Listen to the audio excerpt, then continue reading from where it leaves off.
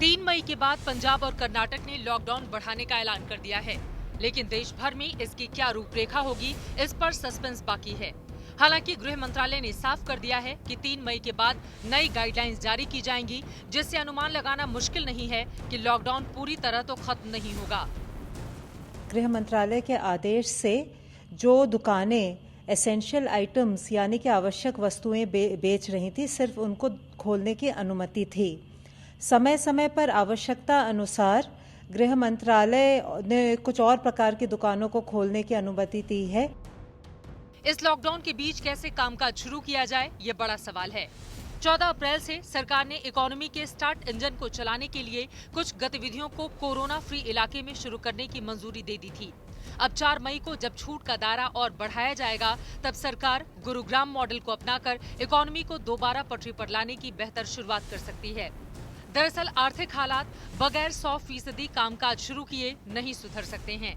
ऐसे में सरकार की आईटी कंपनियों को 31 जुलाई तक वर्क फ्रॉम होम की मंजूरी के फॉर्मूले को अपनाया जा सकता है, यानी जिस सेक्टर में घर से काम हो सकता है उसे वहां से जल्द ही शुरू किया जाए। जिस कंपनी में घर और दफ्तर में मिलाकर काम हो सकता हो, वहां पर ज्यादा से ज्यादा कर्मचारियों को वर्क फ्रॉम होम दिया जाए। इसके साथ ही मैन्युफैक्चरिंग यूनिट्स में सोशल डिस्टेंसिंग का ख्याल रखते हुए कुल क्षमता की जगह कम मैन्युफैक्चरिंग से शुरुआत की जाए। अकाउंट्स, सेल्स, मार्केटिंग, एचआर जैसे डिपार्टमेंट के लोग घर से काम करें और मीटिंग के लिए ऑनलाइन माध्यमों का इस्तेमाल करें। लेकिन अब हम इसे गुरुग्राम मॉडल क्यों कह रहे हैं? क्योंकि यहाँ पर मजदूरों को रोजगार मुहैया कराने वाले सबसे बड़े सेक्टर यानी कंस्ट्रक्शन में काम शुरू करने की मंजूरी भी दी गई है। जानकारों का मानना है कि इससे डेवलपर्स और मजदूरों को फायदा होगा। ये कदम एक बहुत अच्छा कदम है, जिसकी वजह से लेबर को जॉब मिलेगा। इससे कहीं ना कहीं कंस्ट्रक्शन चालू भी होगा और जो प्रोजेक्ट्स में डिले होंगे इस कोविड सिचुएशन की वजह से, वो मिनिमाइज किए जा सकते हैं। हालांकि अभी बहुत सारे चैलेंजेस हैं, सिर्फ परमिशन से काम नहीं होगा।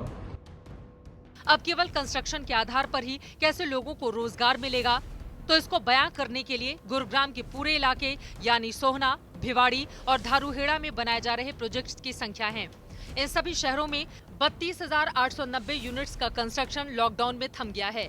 यह आंकड़ा कुल तैयार 43,276 अपार्टमेंट्स का 76% है। लेकिन इस 32,890 यूनिट्स में से 52% घर 45 लाख से कम कीमत के हैं, जो अफोर्डेबल हाउसिंग के दायरे में आते हैं। इस बजट के लोगों के लिए लंबे समय तक ईएमआई रेंट का दोहरा बोझ चुकाना मुमकिन नहीं है।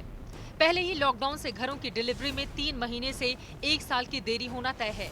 अब अगर आगे भी लॉकडाउन में कंस्ट्रक्शन को छूट नहीं मिलेगी, तो फिर घरों में पोजीशन में देरी को लेकर मजदूरों की रोजी रोटी तक सब तरफ समस्याओं का ही भंडार होगा। इससे निपटने के लिए कंस्ट्रक्शन को सोशल डिस्टेंसिंग नियमों का पालन करते हुए शुरू करने की मंजूरी दी गई है। हालांकि अब डेवलपर्स राहत पैकेज की भी मांग कर रहे हैं।